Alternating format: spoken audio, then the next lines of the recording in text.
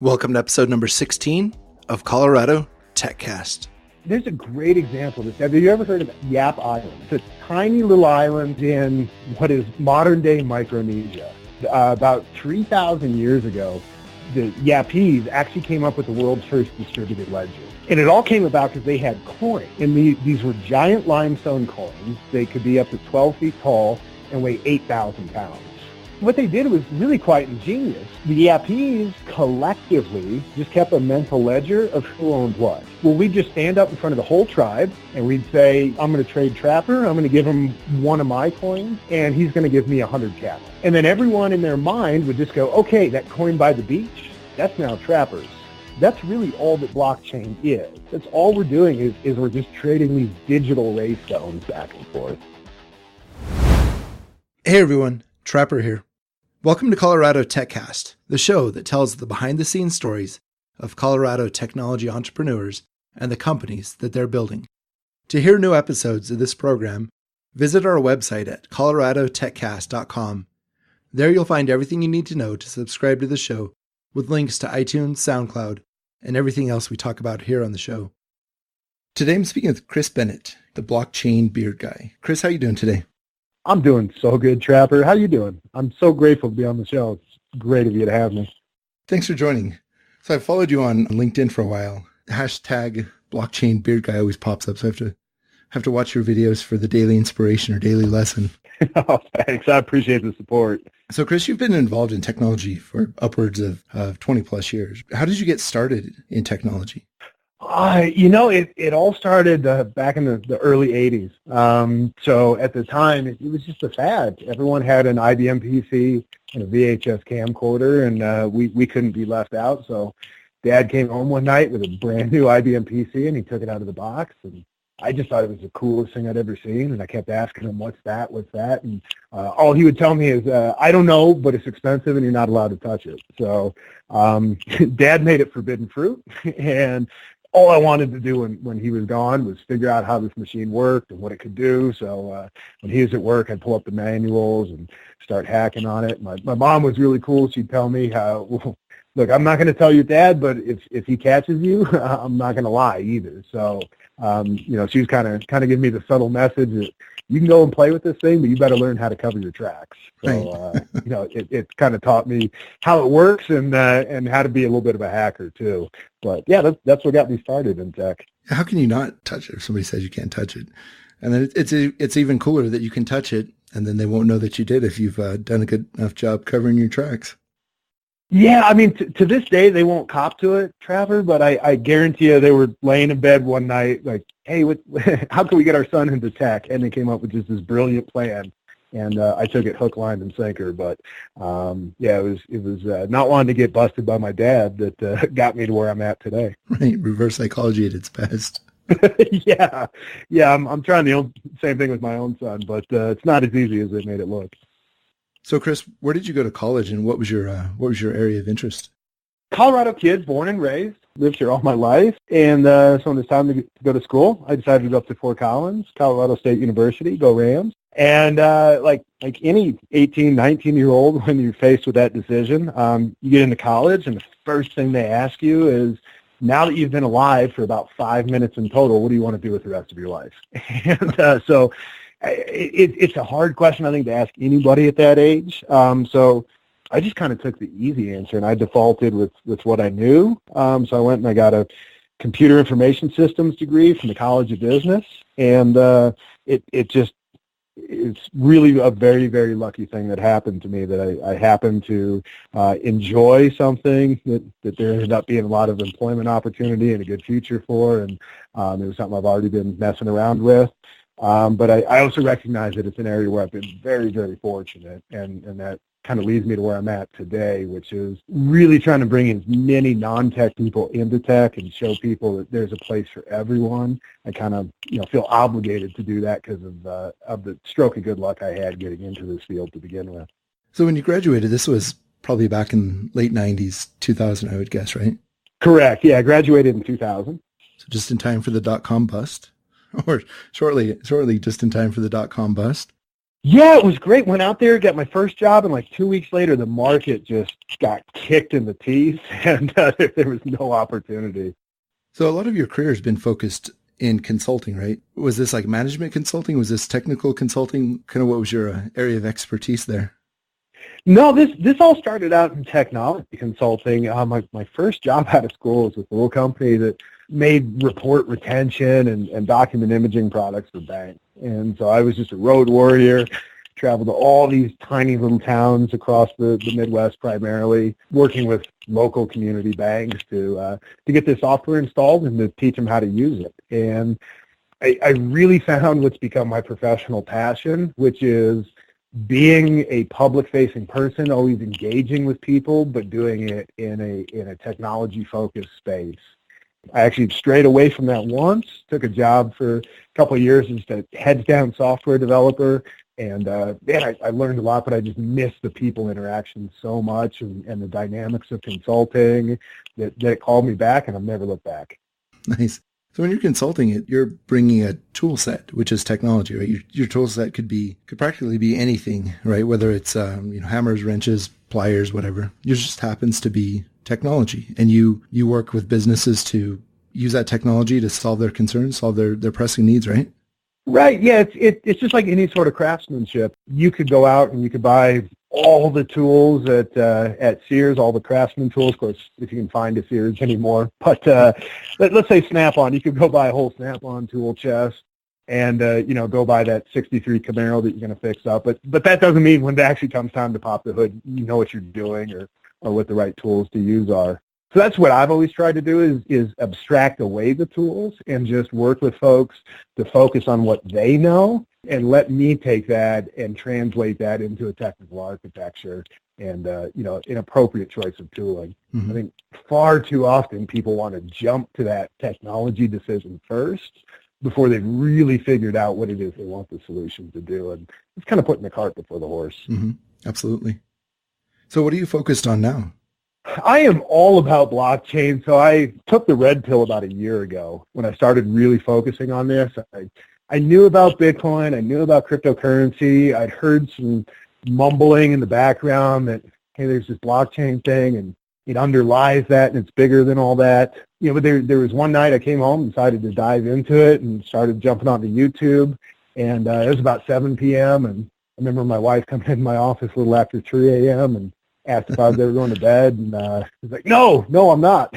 I just went on a blockchain bender, as I call it, and the world hasn't looked the same since. So, what I'm all about now is taking what I've been doing for the past 20 years, which is working with non-technical folks to find a way to use technology to give them new powers or abilities in their organization, and I want to apply that to blockchain because there's a lot of technical expertise in blockchain, but there are very few people who come from a background of actual delivery, on time, on budget to a customer with properly set expectations. Mm-hmm. And so I kind of want to apply that traditional discipline to this really new and emerging and still somewhat undisciplined space. So blockchain's been in the news a lot recently with the extreme fluctuations of Bitcoin pricing, but Bitcoin is only one application of blockchain. Is that right? It is. Yeah, I always talk about Bitcoin specifically and cryptocurrency in general being email to the internet. In other words, if you came to me in '94 and you said, hey, Kris, what's the internet all about? The best way I'd have to explain it to you would be through email. But if you walked away from that conversation and you thought that email was all the internet was about or all that it could become, then you would have missed the boat. You wouldn't have imagine things like streaming media, social media, text messaging, voice over IP, all the cool stuff that we've done with it since. So, cryptocurrency is the first and I think probably the most boring use case for blockchain, but still so early right now that that's really the only thing we have. So explain blockchain to me like I'm 5.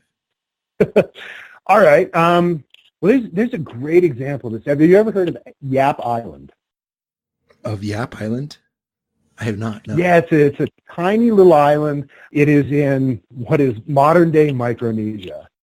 And about 3,000 years ago, the Yapese actually came up with the world's first distributed ledger, like the very first blockchain. And it all came about because they had coins, and they were called raystones. And these were giant limestone coins. They could be up to 12 feet tall and weigh 8,000 pounds. So as you can imagine, it didn't really work to trade those coins directly. You didn't just carry these around in your wallet, did you? Yeah, 2 or 3 at a time. They were in really good shape back then. No, what they did was really quite ingenious. So they'd take these coins and they would put them in different places around the island. So we had the coin at the base of the mountain, and we had the coin on the beach, and the coin in the village, et cetera, et cetera. And the Yapese collectively just kept a mental ledger of who owned what. So if I had 2 coins, the coin on the beach and the coin by the mountain, and maybe I wanted to trade with you, well, we'd just stand up in front of the whole tribe at the end of the night, and we'd say, I'm going to trade Trapper. I'm going to give him one of my coins, and he's going to give me 100 cattle. And then everyone in their mind would just go, okay, that coin by the beach, that's now Trapper's. And that's how they did it. That's really all that blockchain is. It's a little different in that the Yapese could have picked just one person and said, all right, you're the banker, you keep track of all this. But they didn't. They had the whole group keep track of everyone's finances. Mm-hmm. And if you think about, there's 2 reasons why we wouldn't want to do this today. The first is scalability. So you can remember maybe a dozen transactions in your head without writing them down. You can contrast that to the Visa network, which can process 17,000 transactions a second worldwide. So we're just so far beyond what a human can do, but that's okay because we've got computers. And then the second part is privacy. So it was okay back then if all the 20 people you spent your whole life with knew what your personal net worth was. There just weren't that many secrets, but that wouldn't work for us today. And that's the part we take care of with cryptographic hashing and different features to protect the anonymity. But at the core, that's all we're doing is we're just trading these digital raystones back and forth.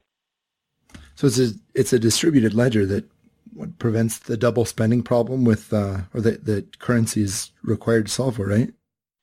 Exactly, yeah. So if you think about it, if there was a member of the tribe who wanted to cheat the system a little bit, if they just decided to have one banker who kept track of all that, then you either only have to corrupt that one person, or you just have to wait till they're not paying attention and you go change the books. But in a system where everybody's keeping a copy of the ledger, I'd have to convince over half the tribe to go with my version of the truth. And so in that sense, it makes it a lot more secure and a lot harder to hack the system and change the truth. Mm-hmm. And that's a technology or an idea that someone invented 3,000 years ago, and it worked for a while, and then the world just kind of forgot about it until 2008, 2009, and the anonymous Satoshi publishes his white paper, and now we have cryptocurrency and blockchain, and we're kind of breathing life into this 3,000-year-old idea, and we consider it to be bleeding edge emerging tech, but it's just everything old is new again. Are these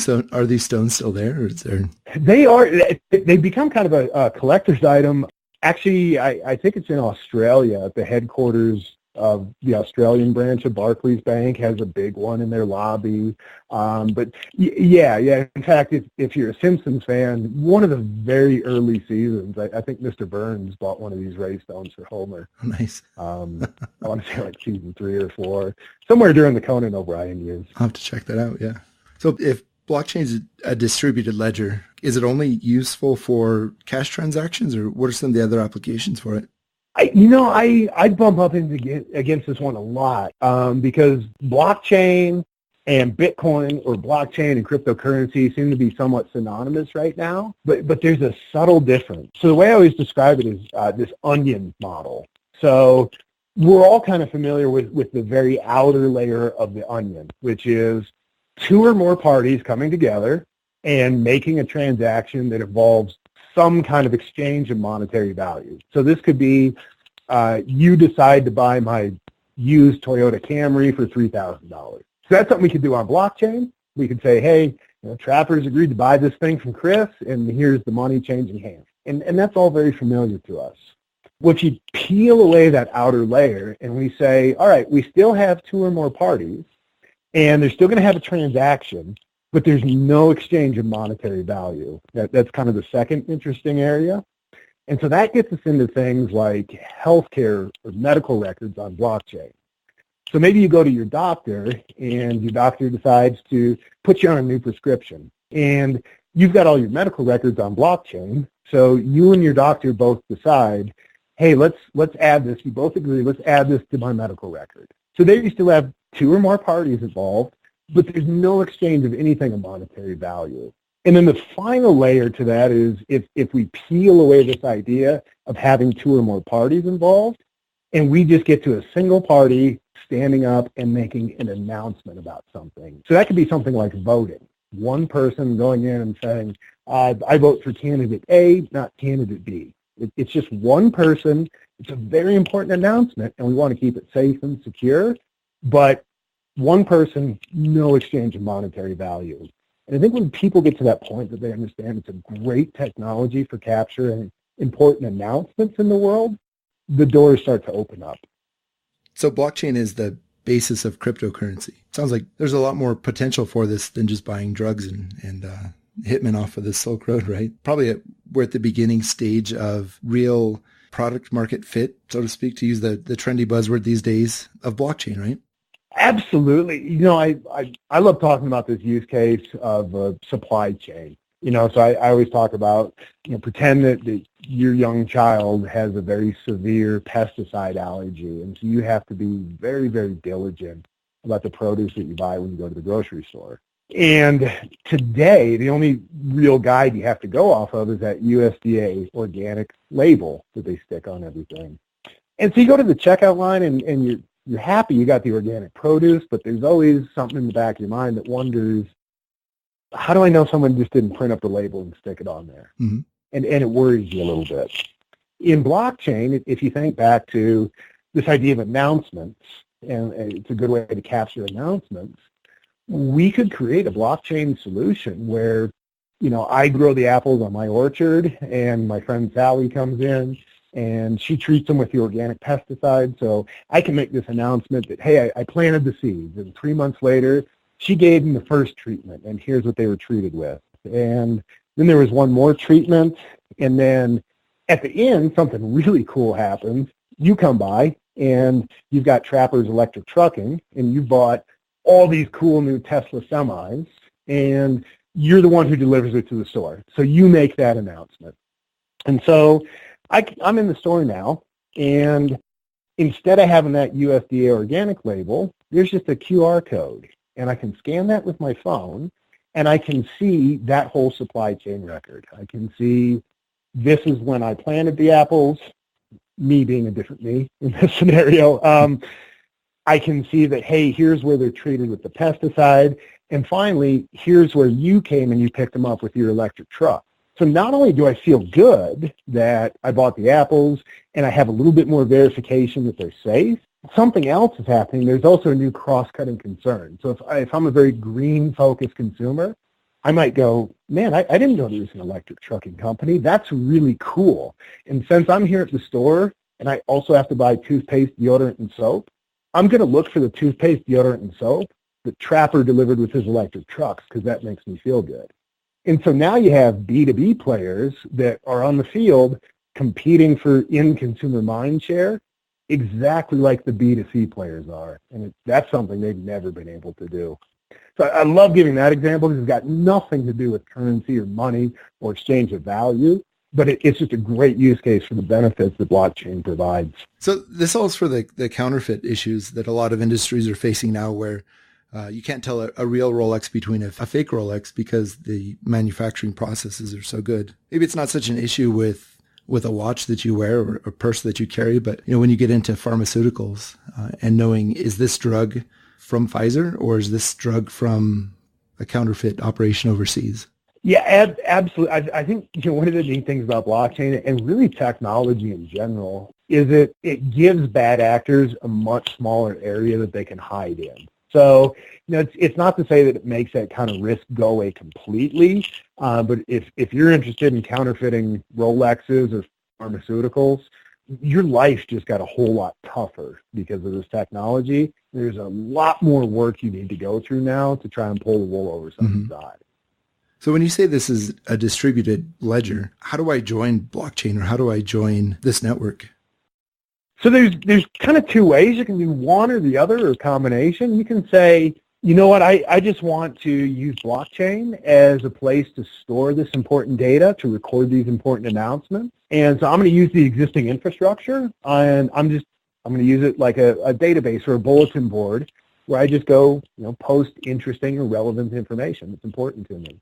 The other angle is you can say, well, I want to get into the mining side or the group consensus or validation side. So today that involves buying a lot of fancy hardware and sucking down a lot of electricity. But all those machines are doing is they are providing that infrastructure for the blockchain. They are essentially all the tribe members that are keeping that individual copy of the ledger and then validating it with everyone else. So you can say, hey, I just want to be on the mining side, or I just want to use the resources that all these other miners are providing, or I want to do a little bit of both. There's this misconception out there that with a lot of this high-tech stuff, emerging tech, that if you don't come from a tech background, there's not a place for you. And that's a narrative that I'm very, very determined to change. It was a lot different. I'm 41 years old. It was a lot different when I was growing up because technology culture, it was its own subculture. You were the nerd. You were the AV club. Yeah, exactly. And it's, Gary Vaynerchuk talks about this. He's got a great analogy. I don't want to take credit for it, but he said, back in our day, Urkel and Dr. Dre were two very different cultures. And what's happened over the last 20 years is they've become the same. So if you can actually write code, that's some pretty gangster stuff to the kids that are coming up now. So the cultural narrative around it has changed. And so we're starting to see a lot of people get into technology and do amazing things with technology because, unlike in our day, no one's coming along and saying, hey, you can't do that. You don't fall in the right group or background or experience to do that. And, one example I love is this woman out in Baltimore who owns a hair salon. She's been in health and beauty her whole life, and she got the Amazon Echo for Christmas. She thought it was really cool, and she thought it'd be really cool if she could do an Alexa skill where folks could just ask questions, beauty-related questions. What's the best nail polish if I use this kind of mascara, sort of thing, and really get valuable answers for it. So she took 2 weeks, went home at night after work, spent a few hours every night studying JavaScript and learning the code, and a month later she's got 3 different skills out in the Amazon store, all doing this health and beauty stuff. And I just think that's such a cool story because no one ever told her, hey, you're not supposed to know how to code because you work in health and beauty. And that's the future. So that's always my warning is if you want to be the antisocial, uber technical person that just kind of sits in that dark room and doesn't want to interface with people, I hate to say it, but I think your days are numbered. Technology is just going to become the literacy of the 21st century. Yeah, that's a great point. When we stop talking about, and I'm totally going to steal your phrase here. Great artist steal, man. Go be a great artist. When we stop talking about the platform and start talking about the applications, that's when we know that the technology's achieved widespread usage, right? The internet isn't Windows 95. The internet's just, it's pervasive. It's everywhere. And you don't have to think about the underlying technology or the infrastructure or the system. You just use it. You pull out your phone, you click the app, and all the magic happens behind the scenes. And you can focus on using the tool for what you need it to do and not have to worry about the care and feeding of the beast. Yeah, there's this weird trend, with emerging tech. We can go back to the .com, the internet days, because I think we're on the same trajectory. We're just doing it on compressed time scales. But, when new tech like this comes along, the first thing everyone wants to know is, how does it work? And if we went back 25 years ago and we asked the average person 2 questions, do you know what the internet is? And do you know how it works? They would have said no to both. And if we took that same person today in 2018 and we asked them those 2 questions, do you know what the internet is? They'd say, yes, of course. It's totally normalized. I get it. It's part of my everyday life. And then we could ask the second question, do you know how it works? And to a T, almost every non-technical person would say, I have no idea. So this new tech comes along, and I think we get real hung up on wanting to understand how it works, but the way it always plays out is it just becomes normalized through the solutions that we build on. The internet seems normal to people because they're comfortable going to YouTube and watching videos, and they're comfortable going to Facebook and messaging their friends, and they're comfortable going to LinkedIn and updating their resume. So we talk about the internet now in terms of the applications or the tooling that we built on top of it, not necessarily the technology underneath. And I think once we get more solid use cases on blockchain outside of just cryptocurrency, I think we'll see the narrative move the same way for blockchain too. Yeah, absolutely. It's just getting the technology out there and getting the applications out there and matured enough to where people don't have to know the underlying systems in order to get the value out of it. With your background in consulting, how do you see your career playing out with blockchain and with that, more business focused approach? I hate to sound, overvalue my skills or my services come across that way, but I really think there's a big need right now to get folks to step away from the technology a little bit and just kind of focus on the applications for it. Come to an understanding of the high-level principles, but you don't necessarily need to be an expert on all the nuts and bolts to really see where it's going. I think the other thing that's happening right now, and we see this play out over and over too, is anytime there's a group of emerging technologies, so blockchain is just part of this bigger narrative that includes AI and AR, VR and IoT and automation, and all of these emerging areas of technology tend to get talked about at the macro level like their peers. And really, I'm pumped about blockchain because they're not. They fall into different layers. And for so many of these other emerging technologies, blockchain becomes that enabling foundational layer. So this idea of IoT, for example, and when my ketchup is about to run out, my refrigerator orders more ketchup from Amazon, so I never have to think about it. That's an idea that sounds really great in concept, and then people start to think about it, and they go, well, shoot, what if the Russians hack my refrigerator, and now I can't eat, or I'm getting a bunch of products I don't want. Blockchain, because it's decentralized, there's multiple versions of that ledger, and changing the truth is so hard, really kind of becomes that enabling technology underneath IoT or a lot of these other areas that gives us a certain level of safety and security and comfort to actually bring them forward into the real world. So that's kind of the awesome short-term potential I see behind blockchain. And then if we really want to get out there in the future, I love giving this answer because I get asked a lot, what's the potential upside to this?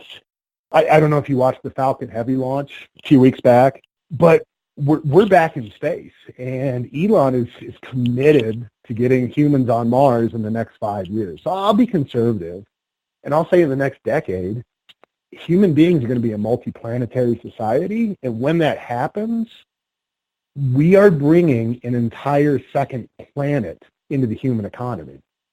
So you thought the Louisiana Purchase was big. This is going to generate just vast amounts of wealth, and when that happens, this centralized model of banking and finance, it's not going to work in a time where, under best case scenario, it's a 26-minute trip at light speed, round trip, to make a transaction. We're going to need some kind of better technology.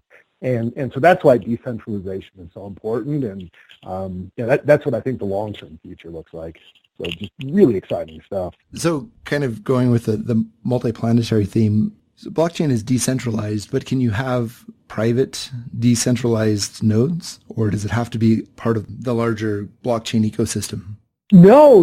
Private blockchains, I think, are actually a little bit more interesting from a use case perspective than public blockchains, because there are lots of areas in business and commerce and just life in general where it's important for a small group of people to extract the benefits of blockchain, but it doesn't necessarily matter to the rest of us. So, for example, we go back to the buying the apples in the store example. That's a great use case for a private blockchain. All the members in that supply chain could choose to set up their own little mini blockchain because it's cheaper and more efficient just to have a blockchain focused on that. but it's still one that even though it's privately owned, it's open to the public. So I can go and I can read all that data with my phone just by scanning the QR code. That's the kind of thing that doesn't necessarily need to go on a public blockchain like Bitcoin or Ethereum. It can just be run between the members of that small ecosystem. Mm-hmm. It's anonymous enough where the parties participating in the transaction, there's no exposure for personal information, right? Yeah, I always explain it to folks as a digital fingerprint. So, if you took everyone in your office or your hometown or whatever a small community is, and you wrote down on a giant chalkboard everyone's name, and then next to their name how much money they had in their bank account, no one would like that. But if we took that same chalkboard and we wrote down what everyone had in their bank account, but instead of putting the name next to it, we just put a thumbprint, well, then any stranger walking up to that or anyone really, you wouldn't have a way of knowing how much anybody was worth. But if you ever had to prove that one of those lines was yours and you actually had that much money, you could do it very easily just by showing me that you could reproduce that thumbprint. Mm-hmm. So that's the cryptographic side of blockchain and the piece that attempts to protect anonymity and privacy. So privacy is huge now. Every day there's a new breach, it seems like, and they get bigger and bigger. As Facebook grows or Yahoo grows or Equifax grows, one breach could potentially include the entire population of Denver in it, right? Denver and all other major cities. Is there a way for blockchain to make data leaks or make data breaches a thing of the past with the anonymity you were talking about? Absolutely, there's an opportunity there. It still requires intelligent design and architecture because at the end of the day, blockchain is the mechanism for recording data. So if you're not careful, either in the conventional world or in the decentralized world, about protecting your data, you're opening yourself up to some risk. What blockchain does is it gives us a much more sophisticated tool set if we do want to be proactive about protecting that data. It makes things a lot harder to falsify. So, for example, you talked about Experian, the credit rating agencies. There are less than half a dozen of those organizations on the planet. So if I could hack into 3 or 4 of those systems and I had a grudge against you, I could really turn your life upside down just by updating 3 or 4 computer records.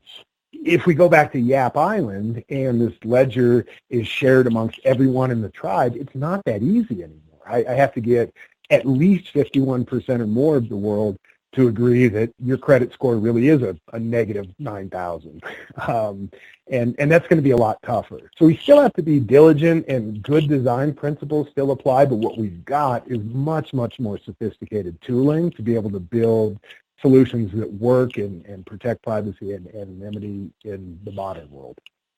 That's a really good example. I like that because if you can distribute all of the credit ratings for the entire U.S. in the blockchain, you can still authenticate that it's you using your chalkboard thumbprint example, but I can't, and the person who wants to do you harm can't. And because it's distributed, trying to falsify that information just becomes a wasted effort, right?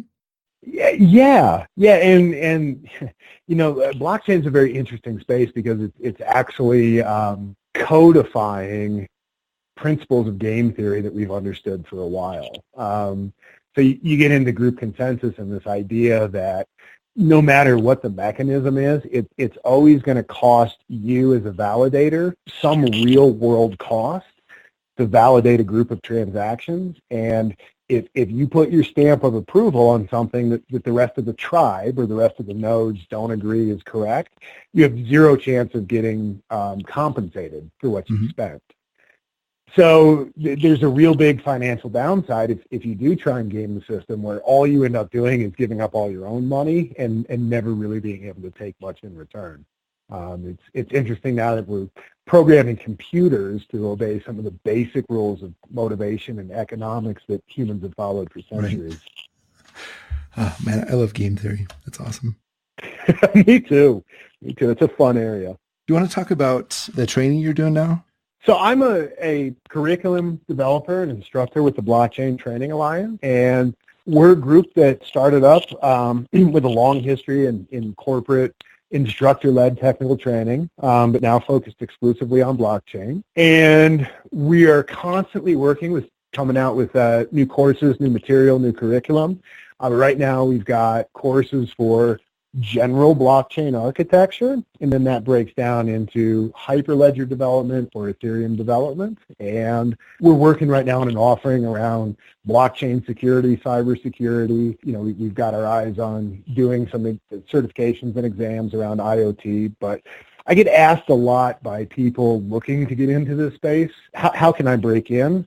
And, if you don't have experience and you want to get in, I think that's one of the best ways is go through the course, get a certification, and then you can actually demonstrate to a potential employer or anybody else that you've got the chops in this space. So that's what we're doing. Global training. We run it through Pearson VIEW testing centers. So anyone listening anywhere on the planet, if you're interested in this, go check out Blockchain Training Alliance. We'd love to get you trained up and ready to go take the world by storm. What's the website for that, Kris?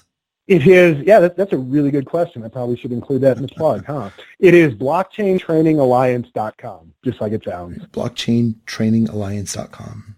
Make sure to link to that in the show notes. And then just a few weeks ago, we had the Ethereum hackathon here in Denver, and those are really cool. We're starting to see the Ethereum Foundation and Consensus put up these hackathons in a lot of other cities, so Memphis, Toronto, New York. But what really blew me away about Denver, and I wasn't expecting this till I showed up, was just how big the community is here. For a first-year event to have 1,400 participants in a hackathon, it just blew my mind. And so I really walked away with that thinking, okay, if California has Silicon Valley, then I think Denver has Block Valley, and there's really something cool that's happening here. Wow, 1,400 people for the first year alone? That's amazing. Yeah, and it was a really interesting group. It was there was definitely very little attention, from some of the large business players, but that is going to change. What I thought was really neat was just walking around and meeting a lot of the teams that were participating in the hackathons, and I saw a lot of teams that weren't just engineers or software developers, that you might have one software developer and a school teacher and a musician. You had some really diverse teams, and that created some incredibly creative presentations at the end, where folks were showing off skills that weren't just technology focused. And so it really gave me a real positive feeling for the future, in that I think folks getting into this space see solutions development and architecture in a much more holistic and well-rounded view. So everybody knows that Colorado is a hotbed for technology right now. Why do you think ETH Denver had such a large turnout for the first event? I was not expecting that many people, so I was a bit surprised. I think Denver is just a real hotbed for technology. We've had so much growth over the past 5-10 years, but despite all that growth, there still aren't enough tech people to fill all the jobs that we want to fill here. So Denver has one of the lowest unemployment rates for tech workers in the country, and I think that's attracting a lot of people who want to be in this space to Denver. If you're really into technology, but you're not willing to take the cost of living sacrifice that it takes to live in Silicon Valley or to live in New York City or to live in downtown Boston, then Denver's really kind of a neat place to be. Great culture, great atmosphere, great resources around us with the mountains, plenty to do recreationally, and just a very, very vibrant tech community, as I'm sure you know from talking to all the people in the space here. Yeah, definitely. It seems like we have the native talent, such as yourself, but also we are attracting people who are, whether they're fresh out of college and are just drawn to the vibe that Colorado puts off, or you've got people moving in from more expensive areas. I was reading that San Francisco right now has the highest move-out rate in anywhere else in the country. If you wanted to be in tech, San Francisco is the place to be. It's just so expensive now that I think their loss is our gain. Yeah, and the other technical hotbed areas like that, I think Silicon Valley especially just becomes so competitive and so cutthroat that it's just not the kind of culture that I think a lot of people want. Especially blockchain culture, which so many of the folks in this space right now seem much more concerned with enacting positive change in the world around them and using technology to fix the things they know are broken than they do about money or financial reward. So the whole weekend walking around at the hackathon talking to folks, I heard so many visions for how people want to make the world a better place. I did not hear one single person talking about a moonshot or getting their Lambo or cashing out and being a millionaire. So I just thought that was really cool. That is cool. So what I love about the technology culture here is, how collaborative it is. If you want to get started, show up to a meetup, ask questions, and, people like yourself, the blockchain beard guy, they're always going to post something interesting. Don't say I'm always going to post something good, because that's way too much pressure. You got to give me a few dogs.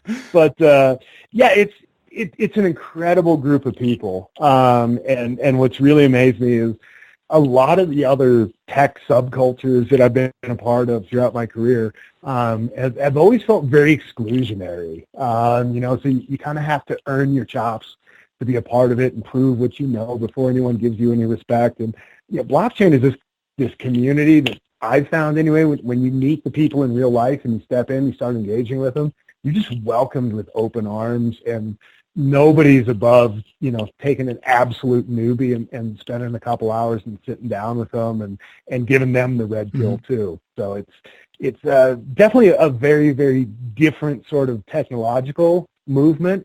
It's much more grassroots and bottom up than a lot of other things we've seen.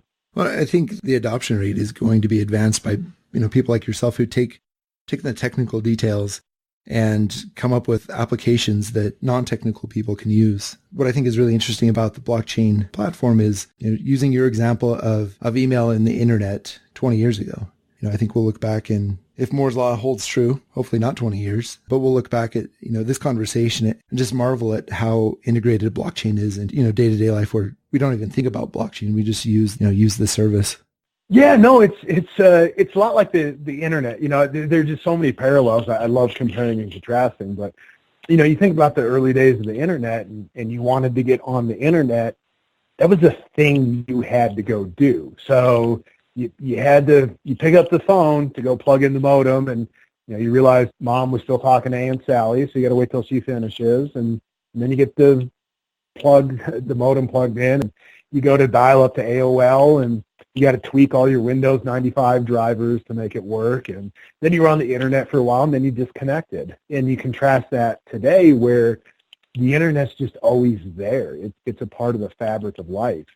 And we never think about logging on, logging off, that sort of thing. So I see blockchain ending up in the same space, where we just kind of forget it's there, and we don't talk about blockchain just like we don't talk about the internet. We talk about the stuff we built on it. So the YouTube, the Facebook, the Instagram, voice over IP, those kind of things. Those are the terms we use now instead of TCP/IP or the World Wide Web. So oddly enough, I think when people stop using the word blockchain, that's how we know it's really gone mainstream. Yeah. Yep, I agree.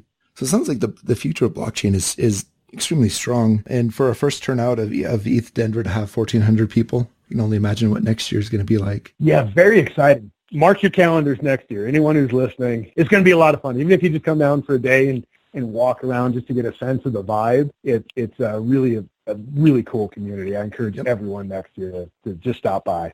Again, if you want that training and certification, I plug that one selfishly because I love teaching. I'm sure you wouldn't have guessed this, but I just love teaching and talking about this stuff and getting people excited about it. So, less of a plug to make me rich and more of a plug just to make me happy. Sign up for the course. Let me come out. Let me teach you. Let me get to know you. Talk about how blockchain can make your life, your business, your ideas better or not. That's just a very selfish ask for me because I love doing this kind of work. No, sounds great. We'd have to check it out. How can people follow you? LinkedIn right now I think is just an amazing community. I come across so many people every day who go, really, the resume site? Because they just haven't logged on in the last 18 months, but there's an amazing renaissance that's going on there. And I'm very biased, but I think it's the best blockchain community online. So go to LinkedIn, look me up, Kris Bennett, look up Blockchain Beard Guy, you'll find me. Also on Instagram, Blockchain Beard Guy, Twitter, KBennett5280. Probably should update that to Blockchain Beard Guy, but we'll get around to that. But yeah, LinkedIn is, I think, the most dynamic, interesting community. It's also the one that is the least developer or tech-heavy focused. And so there's some really interesting conversations at a business and solutions architecture level that happen there. So it's a great place to get up to speed. Kris, I want to thank you for coming on Colorado TechCast. The potential for blockchain is just so amazing right now. And I really like how you likened it to email in the early days of the internet. You know, the fact that there's so many different blockchain meetups in Colorado and in Boulder and Denver right now really bolsters my confidence in the Colorado community to really rally around this new technology and make something great with it. So appreciate you coming on the show. Oh, Trapper, it's been an honor to be a part. I really appreciate you carving out the time and talking to me about this. And thanks to everyone who's listening and who's excited about blockchain. And if you have any questions or anything, come find me. I'm always here to help. Thanks for listening to this episode of Colorado TechCast. To hear more episodes of the show, visit our website at coloradotechcast.com. We're also on Twitter at COTechcast. And we love hearing your comments, so keep them coming. I'm Trapper Little, and I'll talk to you soon on the next episode of Colorado TechCast.